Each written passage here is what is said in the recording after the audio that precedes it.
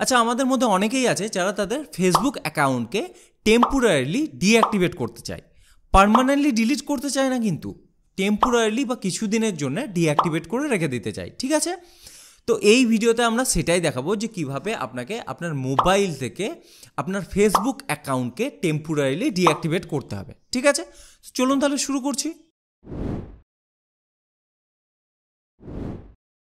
তো প্রথমেই আপনি ফেসবুক অ্যাপকে খুলে নেবেন। তো আমি খুলে নিয়েছি।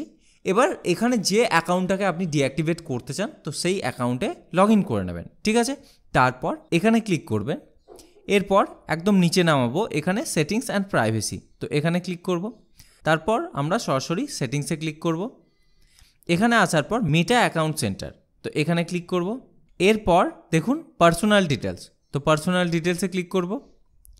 এরপর এখানে দেখুন অ্যাকাউন্ট ওনারশিপ অ্যান্ড কন্ট্রোল, এবার এখানে ক্লিক করব। এখানে দেখুন ডিঅ্যাক্টিভেশন অর ডিলিশন, ঠিক আছে, তো এবার এখানে ক্লিক করব।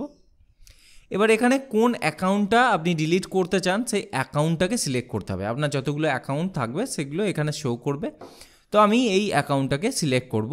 ঠিক আছে, তো এখানে দুটো অপশন দেওয়া আছে যে ডিঅ্যাক্টিভেট অ্যাকাউন্ট নাকি ডিলিট অ্যাকাউন্ট। তো অটোমেটিক্যালি ডিঅ্যাক্টিভেটটা সিলেক্ট হয়ে আছে, মানে অ্যাকাউন্টটাকে যদি ডিঅ্যাক্টিভেট করতে চান তো তাহলে উপরে এটা সিলেক্ট হবে, আর যদি ডিলিট করতে চান তো তাহলে নিচে এটাকে সিলেক্ট করতে হবে। ঠিক আছে, আমরা ডিলিট করছি না, আমরা ডিঅ্যাক্টিভেট করছি, তো উপরটাই সিলেক্ট হয়ে থাকবে।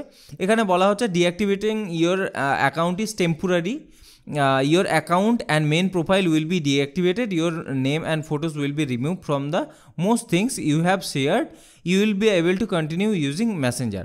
মানে এখানে বলা হচ্ছে যে ডিঅ্যাক্টিভেশন মানে টেম্পোরারিলি আপনার অ্যাকাউন্টটাকে ডিঅ্যাক্টিভেট করা হবে।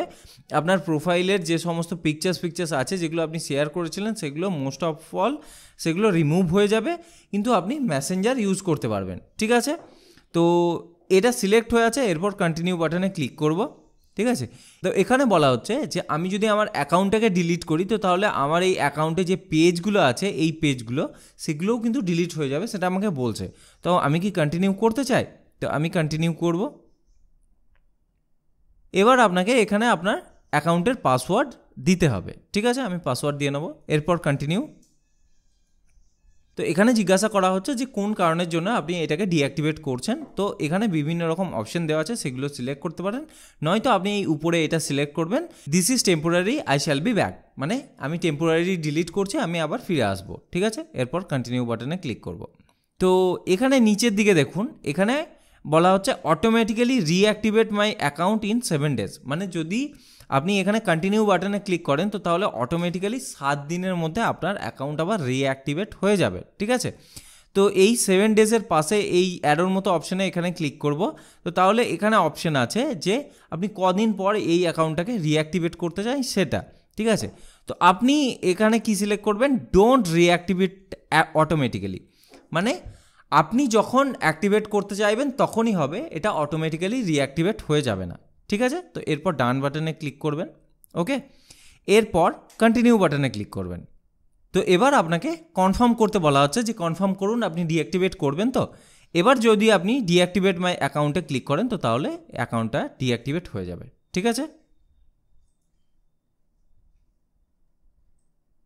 দেখুন আমার অ্যাকাউন্ট ডিঅ্যাক্টিভেট হয়ে গেল, অটোমেটিক্যালি ক্লোজ হয়ে গেল, দেখতে পাচ্ছেন। এভাবে আপনাকে আপনার ফেসবুক অ্যাকাউন্টকে ডিঅ্যাক্টিভেট করতে হবে। আমি খুব সহজ সরলভাবে আমার নিজের অ্যাকাউন্টকে ডিঅ্যাক্টিভেট করে দেখিয়ে দিলাম কিভাবে আপনাকে আপনার ফেসবুক অ্যাকাউন্টকে টেম্পোরারিলি ডিঅ্যাক্টিভেট করতে হবে। যদি এই ভিডিওটা হেল্পফুল মনে হয়ে থাকে, আপনি যদি উপকার হয় তো তাহলে ভিডিওটা লাইক করবেন। যদি কোনো রকম প্রশ্ন থাকে আমাকে জিজ্ঞাসা করতে পারেন। ধন্যবাদ।